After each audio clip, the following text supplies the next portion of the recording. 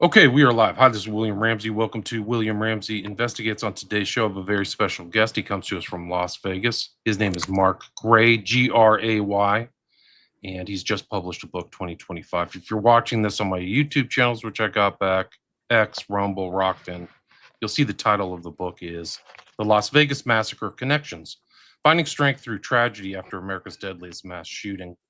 And this is his first book. He has a contribution from Mary Jo Vontillo, who we'll find out who that is. But he's an accomplished author of a lot of magazine articles.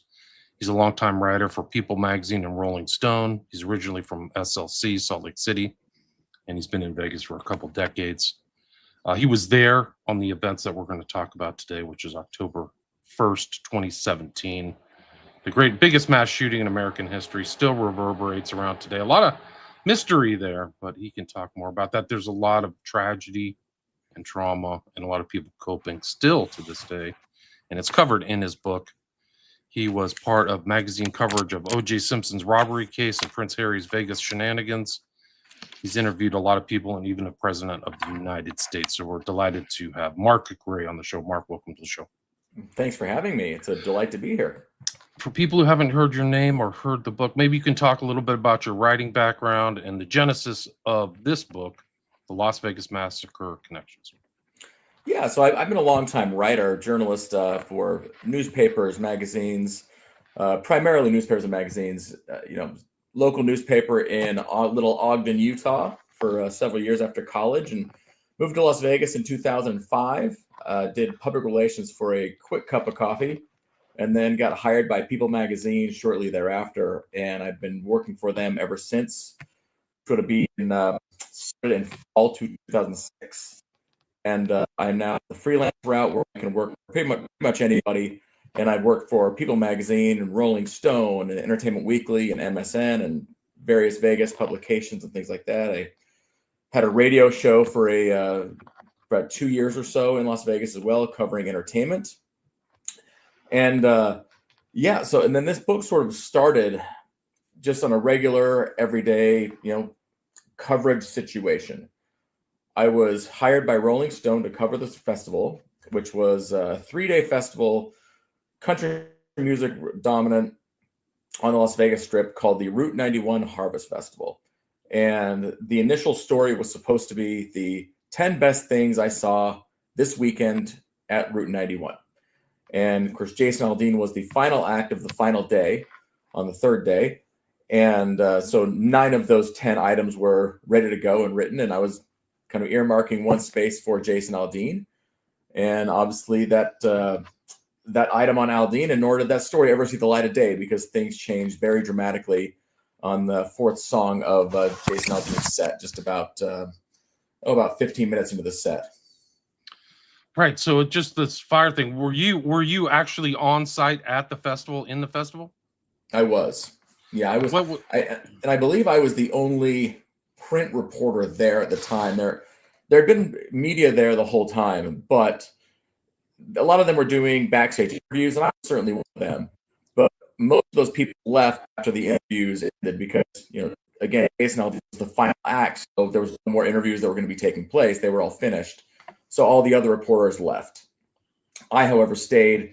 I had a bunch of friends that were there, so I was hanging out with them and just kind of enjoying the show and working a bit, on my 10 best things article. And I was the only one. I was the only one there, I believe, from the print standpoint and from the reporter standpoint. And I only believe this because I've not seen a single thing in the 8 years since.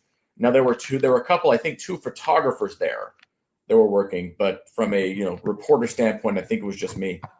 And it started late at night, right? It was like 10 p.m., right? It was kind of a late hour, if I remember correctly, right? Can you do me a favor, Mark? And can you turn off your video?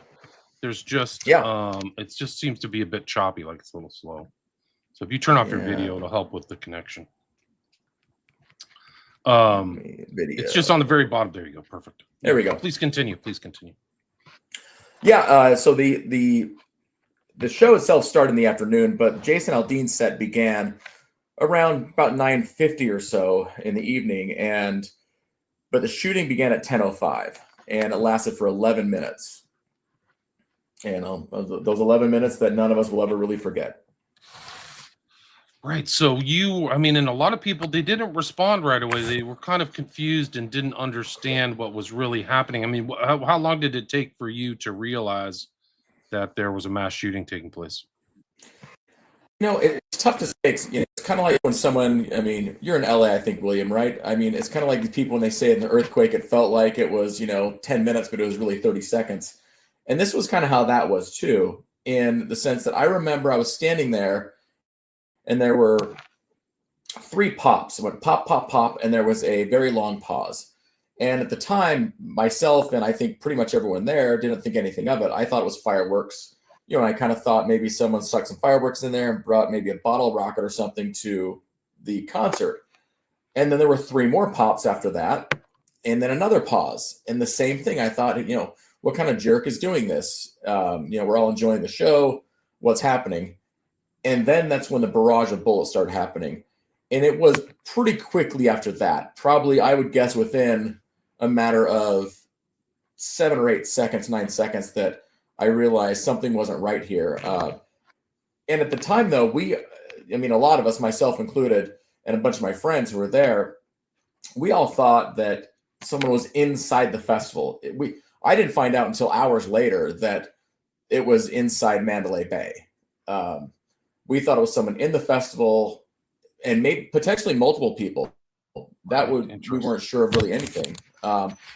It was one of those things that I remember. We had a friend of mine was a sponsor of the festival, and so he had a kind of VIP area, but it wasn't really protection. It was more protection than most people had. It was basically a camp inside a refurbished trucking container, essentially, but it had windows in it. It was very thin, and I ran in there, much like all of my friends did, and just kind of got down on the ground. And we were on the ground for, again, felt like an eternity. And we were thinking we're sitting ducks here at some point, because, again, we thought someone was inside the festival.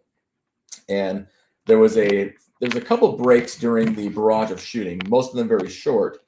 And, investigators believe it's because he was going from gun to gun and window to window, because he had a corner suite and he had guns positioned at both windows. So they think he was done shooting here, moving over to the other place. And that was the break in the shooting. So it was during one of those breaks that we all decided Mark, hold on just a sec. You can't keep moving the mic around. You got to just stay stable, or something's going on. The mic has a lot of background noise. So please put your mic somewhere and don't move it. If you have an Apple cord mic, just hold on to it with your hand, please. I gotcha. Okay. Yeah, so it was it was during one of those breaks in the shooting that we kind of thought, this probably is our time to go. And that was what we did. So I was there working, remember? So I had my laptop there. I had my livelihood really there. So I had actually crawled the ground over to the corner where a file cabinet was sitting, where I kept my laptop for the evening. And I got that, and that's when I left. And it was, you weren't really sure what was going on until you got out of there. And when I was starting to make my way out of the festival, it was just pure chaos, pure carnage. And that's when you started seeing, bodies and, injuries and all things like that. And it was really a war zone. It really was. I mean, I think that there was over 50 deaths and then 500 injuries. So it's like some of those, like, they forget that so many people were really injured in this event. It's a huge, huge event. I mean, it's incredible. And what was the fallout like when you were in Vegas, like after the events of October 1st, 2017? This city still isn't the same. It's in the immediate fallout of this. I mean, it was like a funeral for the city. It really was. I mean, it was just such a dark cloud hovering over this place. And at that time, I'd been in Vegas for about 12 years, and so I knew it pretty well, certainly the ins and the outs of it, and I still do. But it was it was like nothing I'd ever experienced. It really felt like you were just living inside of a funeral home. There was people lined, and you also saw the humanitarian angle of Vegas and the side that no one really sees. Because when people think of Vegas, they think glitz, glamour, and neon sign. What really happened was, yeah, it was still existing, but you had people lining up at blood banks to donate. You had, people donating food, water, money, you name it.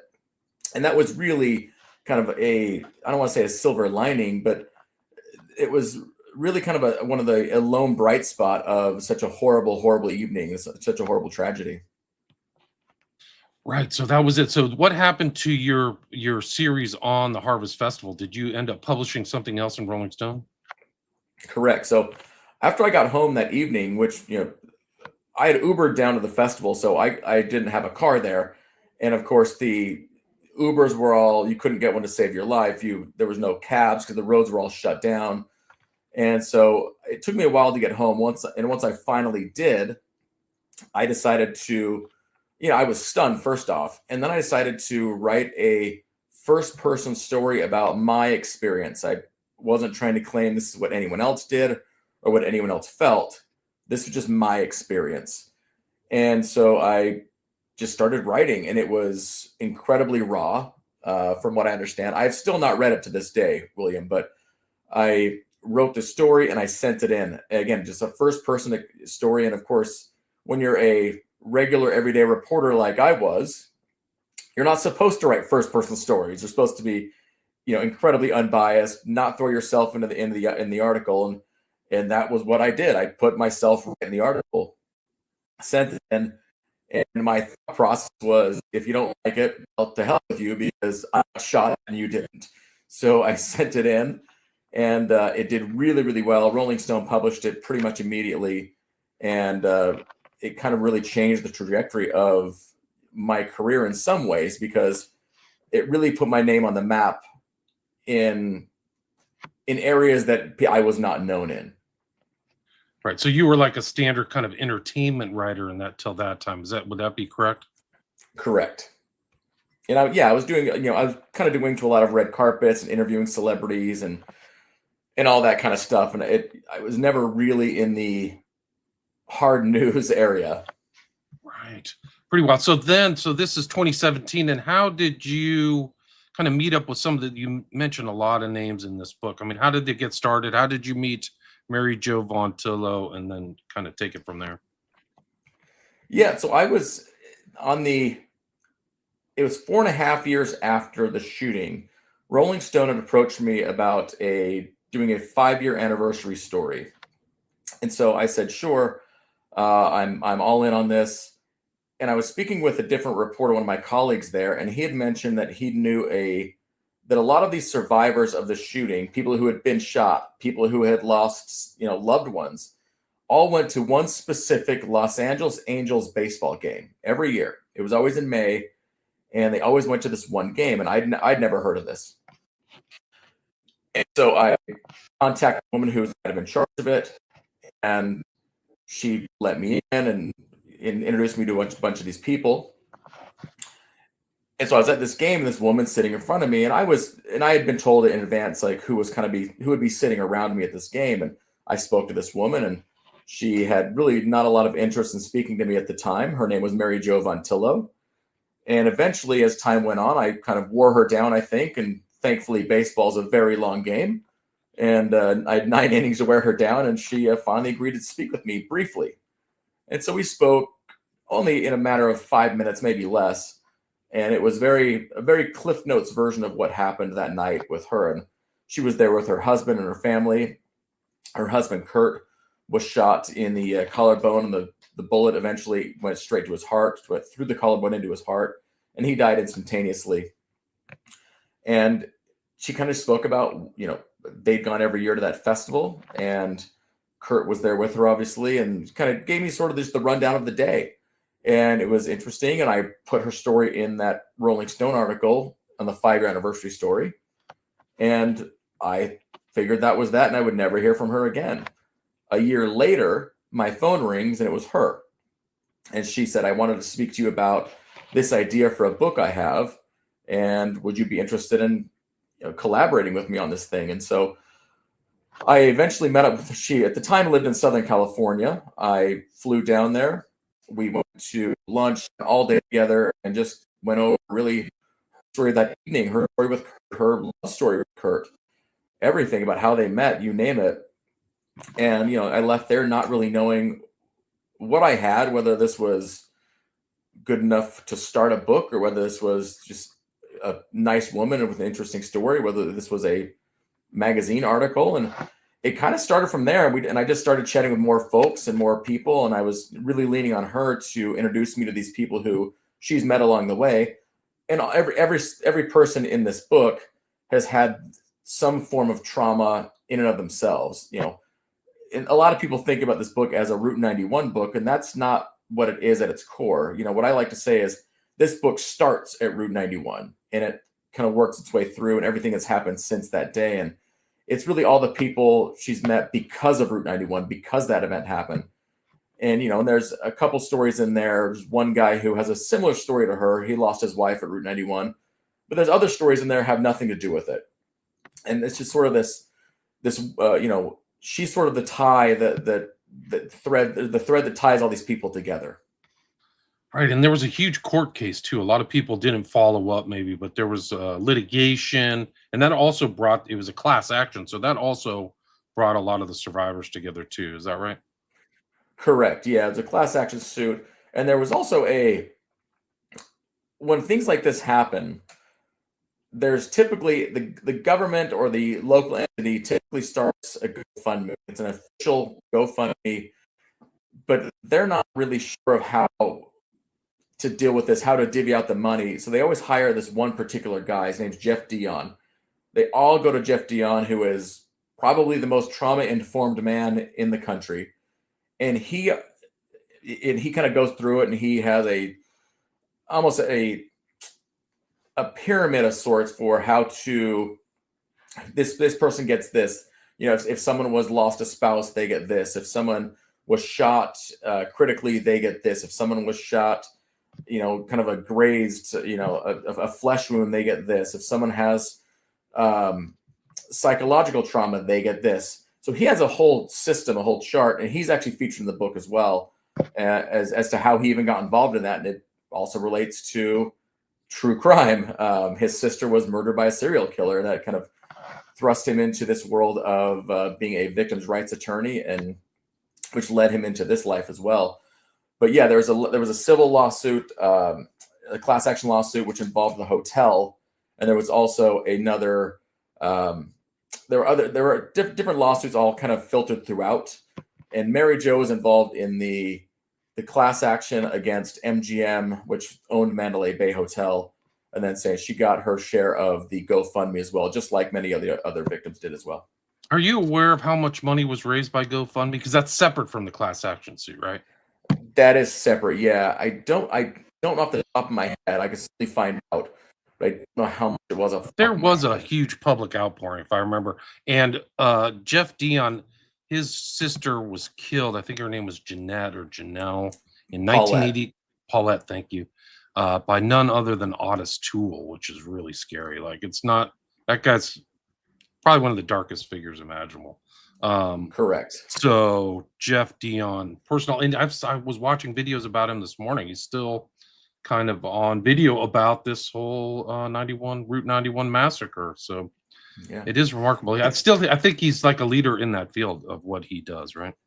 He is. Yeah, what's interesting about Route 91 and why he probably still speaks about it is it's one of those weird, at least from my standpoint, certainly, it's one of those odd mass casualty events that I don't think people have forgotten, but they've also sort of forgotten. I mean, you remember Columbine. People talk about Columbine to this day. People talk about, Parkland to this day. People talk about the Pulse nightclub and, Uvalde, some of these others. But Vegas is not usually at the top of the list, which ironically, it's the biggest, the biggest one in terms of death. But, I remember just even 3 weeks after I was in Northern California, and I was in an Uber, and I'd mentioned this driver had said, "Why are you here?" And I told him I was kind of getting away from what? I mentioned I was in the shooting. He said, "Oh yeah, I totally forgot about that." That was only 3 weeks at that point. So it's still a big deal in Vegas, but I think a lot of people have forgotten how large this actually was. Yeah, I mean, it was huge, huge. And then Polaris says he'd like to see the legal briefings. You mentioned you read the two reports. There were after action reports by FEMA and the Las Vegas MPD criminal investigative report. You went through those, right? I did. Yeah, there was this very, very lengthy, What very did you lengthy. Yeah, I find went through. anything new, or was there any facts in there that you'd like to share that people may not know of? I didn't really learn anything new per se. What I learned was more of the police response, how many bullets were actually fired, things like that. Really, at the end of the day, this all comes down to the motive, and no one's ever really figured out the motive. What when I went into this book, one thing I said I wasn't going to do was two things. I was not going to name the shooter, which I didn't do, and I also said I wasn't going to try to relitigate this thing because to me, this book was not about the shooter or really the motive. It was about these people and these victims who have dealt with trauma and overcome trauma and, kind of sort of a silver lining situation. And so I knew I had to dive deep into what happened that evening, but that wasn't really that wasn't sort of the underlying issue here. It wasn't sort of the reason for the book or the premise of the book. So yeah, I went through it. And I don't know that I learned a ton because I think there's so much mystery here. There's so much about. But again, I think all the mystery lies with one real question as to why. Why did this guy do this? This man was a millionaire. He certainly seemed to be doing just fine for himself. He had multiple homes, and I mean, the problems that he, these financial problems that he had are probably problems we would all love to have, where we didn't have to worry about money as much. And but yeah, that my job wasn't to go in and figure out, let's kind of dig into this guy's life, dig into the way the hotel went about, letting this guy use the freight elevator and things like that. That wasn't the purpose of this. So Right. I did learn about a lot of that, but that really wasn't what I was focused on. It's kind of nice you actually take a victim-centered approach, which usually in true crime doesn't happen. So like see how this works out and how it reverberates through these people's lives. There were it's kind of like a cross section of America was there. Like there's a lot of there's ex-military, there's I think this one woman Lawler was in entertainment. So there's a bunch of different kind of stories interwoven in this from this event, right? Yeah, and it's all these people who Mary Jo has met again because of that day. And you're right, it varies across section of America, and all these stories are vastly different. Say the ex-military, his name's Tony Berditis. Tony's story is the most similar to Mary Jo's. He was there at Route 91 with his wife. They were actually somewhat near each other at the time. They didn't know each other at that time, certainly, but his story is pretty similar. But yeah, I mean, Jeff Dion's story is vastly different, where his sister, as we mentioned, was killed by Tool, and that really and that murder shaped his life. He became a lawyer because of that event. Really, that was really kind of what started him on that road. Wow. I didn't know that. We talked to Lindsay Lawler, she's a singer-songwriter in Nashville, who she has a Sirius XM radio show for the trucking industry, and how she became involved was, Kurt Von Tillo, Mary Jo's husband who died, was a trucker.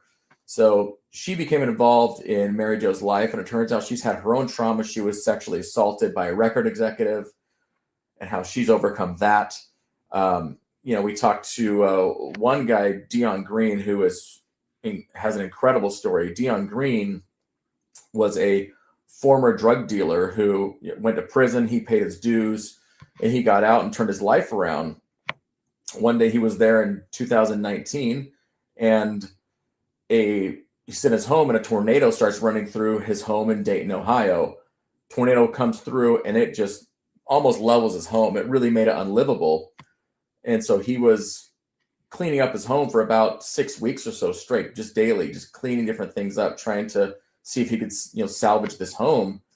he decided to take a break one night. He called his father, who hadn't seen a lot of. He called him and said, let's go down and have some drinks in the one area of town, the Oregon District. He went there. They were on their way out of the bar, leaving to go home, and a man rounded the corner in full body armor and started shooting. And Dion Green's father, his name was Derek Fudge, was shot and died in Dion's arms. So within a matter of weeks, literally a month and a half, 2 months, Dion Green's lost his home and his father. So, and he's turned his life around. He now starts he has a foundation for at-risk youths, which all started to honor his father. Gotcha. And then there's another one. Tommy Mayer was there. That guy. He has another story too, right? Yeah, Tommy Mayer was still is a fire commissioner in New York, in Long Island. His childhood best friend, was named Joe Hunter, and Joe Hunter died in 9/11. There was actually video of Joe going into the building. It's one of the many news reports of firefighters rushing in, and he was one of those guys. And unfortunately, Joe never came out.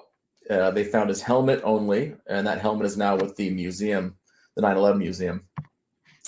But so Tommy was just distraught over losing his best friend, and Tommy was down there at Ground Zero for weeks on end, helping with recovery efforts. For 20 years, he tried to figure out how he could help out or honor his friend, and he could never figure out how to do it. And Tommy is, just a golden individual of a man. He's just a saint, and he just could not figure out how to help, how to help out humanity and how to really honor Joe. When the Vegas shooting happened, he had an epiphany one night, and he said, what I'm going to do is I'm going to take my van, which he already had. I'm going to take my van and I'm going to drive it to the hometowns of all the people who were shot and killed in Las Vegas. And I'm going to do a random act of kindness on my own dime in their name. And so what he would do is he would drive to these different hometowns, and he'd always create these little kind of slips, little pieces of paper.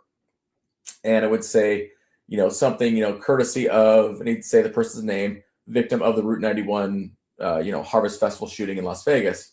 And he'd usually research these people who he was honoring. And if they liked, basketball or something, he would go to a public basketball court and he would leave free basketballs or, uniforms or something like that. If this person liked coffee, he might go to Starbucks and he'd buy the next 20 people coffee. And he'd all give them the slip to know why, so they would understand why this coffee is being purchased for them. And he delved deep into their birthdays, and he might just do a random act of kindness on their birthday. And, but if someone had a flat tire, he might give them a new tire, courtesy of so-and-so. And so he did this just for years, and eventually, and that took off. And that's how he married Joe Montillo, the distributor of the book. He was in Southern California doing random acts of kindness in Kurt's name. Mary Jo had never heard of this Tommy man before. And her cousin had informed her of someone who was, kind of using Kurt's name. And she said, who is this guy? It must be someone who is, looking for money or scamming someone or, maybe for religious purposes or something like that. And it turned out he was just a man with a good heart. And she ended up meeting him and realized within 5 minutes that this guy was just and pure. And that's all he wanted to do was just honor his buddy. And so that's how Tommy kind of fell into this book as well, was he just goes around and does these kind of things. And he didn't stop in Vegas. Vegas was the first time he did it, but he travels around to all these mass casualty events now and does these kind of, random acts of kindness and helps out. He's been, he went to Uvalde. He went to the borderline shooting in Thousand Oaks, California. He went to Pittsburgh after the synagogue shooting. He's been all around, and he still does to this day. Oh, that's amazing. And there's a lot of shootings. There's a lot of crazy things still happening. This is part of a larger social problem, are these weird mass shootings that reverberate, whether it's Pulse. I mean, there's just so many. Like, there has to be a list of like these mass shootings. It's really incredible. This is the one I can't think of one that's worse because 500 people were injured. I mean, those kind of stories kind of get lost too, though, like the injuries. Would you agree with that? Totally agree. Yeah, I mean, we focus on the 58. Well, that's the other thing about Vegas that's so bizarre is we can't even agree on how many people died that night. It's the number's either 58 or 60. Um, and there are two different camps. I live in the 58 camp, but some people live in the 60 camp. And the reason why is this is that that evening on October 1, 2017, 58 people lost their lives. Years later, two other people lost their lives due to injuries suffered that night. So Right. They those didn't just two other die right fam yeah, those two other families, I'm I get it. They want to be included in this. I understand it. But the whole argument is, 58 people, didn't get to say goodbye to their loved one. These other families had, a year or 2 years to say goodbye. So it's tough to equate those ones. But yeah, 58 people died, and then there's also differing numbers on how many people were injured. The number that I see a lot is 851. And that includes everything from, serious injuries to someone who may have hurt their foot for all we know. There's just so many different numbers that are flying around on this whole thing. And 600 is the number you hear a lot. You hear 800. I hear 851. So again, it's just so bizarre because one of those, huge events where we really can't agree on anything. It's a pretty murky. Like there's a lot of murky stuff. Like, I mean, what's it like being in Vegas? Like when you're hearing other, I mean, I've heard of other people hearing shots in other casinos, shots coming from weird directions. Like that's the whole general confusion is like a lot of people were like you who said that they thought somebody was in the festival shooting, which is kind of different than hearing something up on the, halfway up a large, huge hotel. What's it like the rumors or innuendo or whatever? I mean, being in Vegas, what are other people saying about the event? There's so many different people that talk about it in terms of, I don't believe what was released. I don't believe the police now, and I don't really give a whole lot of oxygen to the conspiracy theories myself because it doesn't change the fact that 58 or 60 people, depending on how you feel, it doesn't change the fact that these people lost their lives. It doesn't change the fact that all 22,000 of us, myself included, went through emotional trauma. So I don't really give a lot of those theories a whole lot of thought or a whole lot of oxygen. I was actually talking to Mary Jo Vontillo just a few weeks ago. She was in Las Vegas, and we were talking about the number of bullets fired, which was 1,057 bullet casings they found in the guy's room. And she said, I don't really care about the number 1,057. I care about the one that hit my husband, which I thought was an interesting way of looking at it. Makes sense. And so and she has the same feeling about kind of these stories that have come through about, oh, well, maybe this guy was this way. Maybe he was this way. Maybe there were, I've heard the whole thing about we're all actors. I said, you're going to get 22,000 actors in there. That's kind of incredible. I don't think I've acted since I was a tree in elementary school on stage, but so it's one of those things where, and most people in Vegas, I don't want to put words in people's mouths, but I tend to think based on what I've heard, most people believe that it was one guy in Mandalay Bay in an elevated position shooting down at us. Gotcha. And is Mary Jo still going to these Angel baseball games and meeting with the other survivors? Are they still meeting up every year? Yeah, so they didn't do it last year. I don't know why, but she's been to, I believe, 3 of them. They did 5 or 6 of them, and she's been to 3. She went to the initial one, and then she went to when I met her, which was prior to the 5-year anniversary, and then she went prior to the 6-year anniversary game as well. And they always there's always a country concert on the field after the game's over. So it's kind of it really ties into, the Route 91 of it all. And they call it, the Angels market it Country Weekend. So it's not just solely about Route 91. Right. Gotcha. And how do you think, like, are a lot of these people seeking the help of like grief counselors, psychological help, or how are people dealing with the trauma now that it's like 8 years after? None of us are ever the same. None of us ever will be. But I know a lot of people, certainly in the early stages, were dealing with therapists and grief counselors. I mean, I went to a therapist for a session, and um, just to kind of get my head right and kind of talk about how I was feeling about it, uh, and I felt like I was pretty good after that. Some people didn't go at all. Many people are still going. And it's one thing I've realized is you can't judge anyone based on how they felt. We all had there were 22,000 of us there, but every one of us had a different experience. A lot of our stories started the same way. We were there watching a concert, and then we heard bullets, and then it seems like everyone's story is different after that. But a lot of these people are still going through the motions. I've met people over the years, and even after this book has come out, who they've kind of made Route 91 has kind of become their life. And, that's not what my life has become, certainly. And obviously, you could argue, well, how is it not when you release this book? I get that argument. But some people, it's really kind of become sort of their calling card is this one evening of their lives. And I don't blame them for it. It's just not the way I'm going about doing it, not the way I feel. Right. I mean, it's such an important event, such a huge event. Your book has 24 5-star reviews now on Amazon. It's on Kindle, audiobook, paperback, hardcover, so people can get it now. I think the actual publication date, if I'm correct, if this is the right one for Amazon, was just October, so it's only been out a couple, three weeks. Is there anything you'd like to add or anything I missed before we wrap it up, Mark?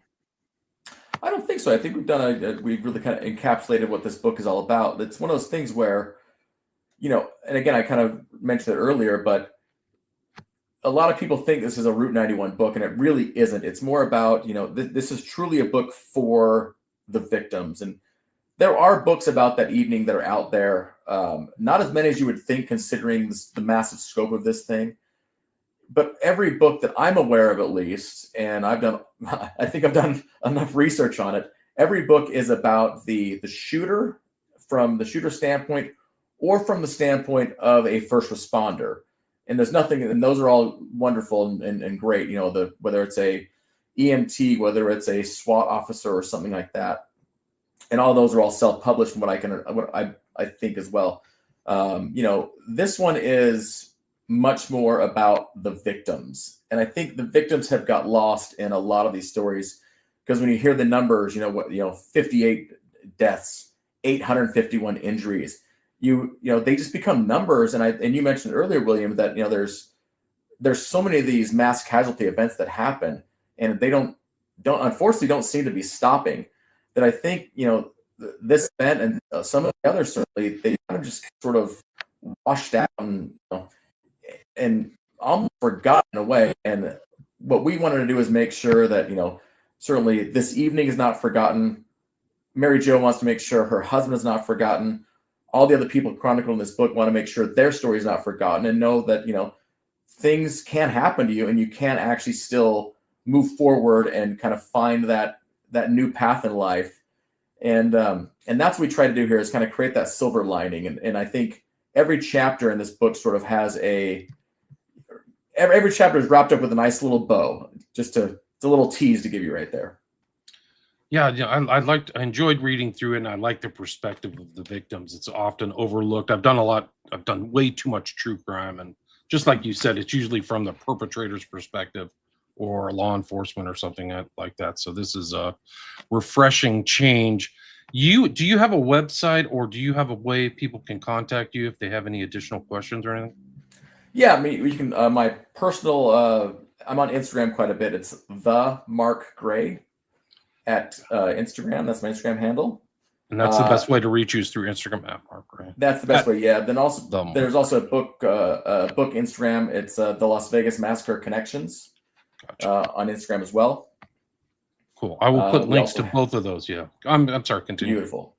Yeah. No, and that's those are the best ways. There's a website of the same name, Las Vegas Massacre Connections, or through the publisher, which is Blue Press. Gotcha. So there's a lot of ways. So I'll put a link to your website and Instagram there. And thanks so much for your time and for writing the book. Congrats on the book. Hopefully I'll Thank you so much, see you William. publish some in the future. Again, the author is Mark Gray, Gray, and the full title of the book that we talked about today is The Las Vegas Massacre Connections, Finding Strength Through Tragedy After America's Deadliest Mass Shooting. Thanks so much for your time. Really appreciate it. Thanks, William. All right, stay